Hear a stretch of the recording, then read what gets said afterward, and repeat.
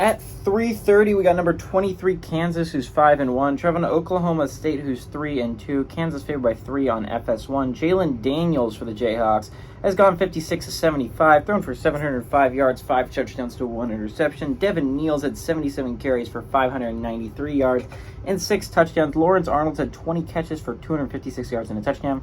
Compare that with the Cowboys. Alan Bowman had gone 72-135, thrown for 748 yards, 2 touchdowns, 3 interceptions. Ollie Gordon II had 58 carries for 366 yards and 3 touchdowns, and Jaden Brays had 22 catches for 292 yards. Oklahoma State leads the series on time, 41-30. Last game went to Kansas in 2022. But before that, Oklahoma State had won 12 previous, so they're 12 of won 12 of the last 13 matchups. 2007 was the last time Kansas went on the road and beat Oklahoma State. It's been a hot second since Kansas has been able to do that, but this is a really good Kansas team. Again, this is a Kansas team that is one of 3 ranked Big 12 teams. They're one of only 4 playoff-eligible football teams still kicking in the Big 12. This is a Kansas team that's playing pretty good football, all things considered, without Jalen Daniels. Jason Beam went on the road and beat UCF pretty handily last week. So this is a good Kansas team, a really good Kansas team whose only loss is to Texas with a backup quarterback in Jason Beam.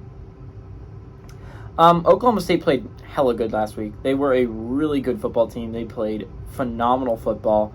They looked good against Kansas State. This was not the team that was heading into the bye. And Oklahoma State has the chance to eliminate 2 Kansas teams from playoff contention 2 weeks in a row.